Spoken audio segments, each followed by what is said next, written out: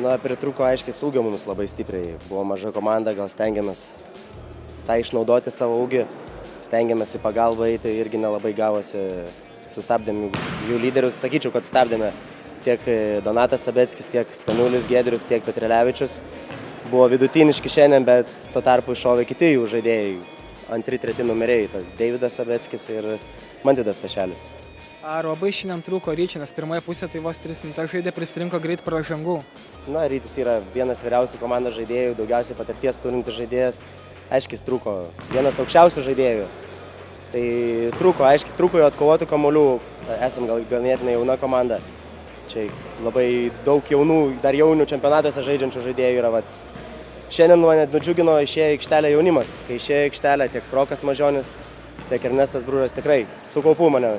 Ko tikėjau, tą gavau iš jų. Šiai dienai mes buvom stipresni. Asmeniškai, komandiškai ir per šitas varžybas derinam savo žaidimą, puolimą, gynybą. Ne viskas yra gerai. Nenustebino šiandien Mantidas Tašelis per pirmą rungtynių pusę per 6 minutės 12 taškų pelnė? Reiškia, jis taip gali žaisti.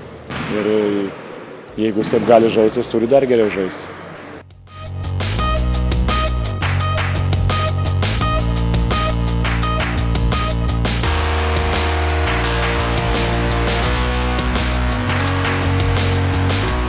Gerai gynėmės visai neblogai, šiaip paleidom vienu momentu, bet pataikėm, davėm viską, žaidėm per didelį žmonės, tai ir pasidarėm tą taškų persvarą visą. Ar labai skiriasi tas lygis, kurio SKL ir dabar NKL žaidžiate? Tai visos lygos skiriasi, tenais biški viskas greičiau, tiksliau tiesiog ir viskas, o dabar jau ilgą laiką treniruojamės kartu, tai jau susižaidė kaip ir.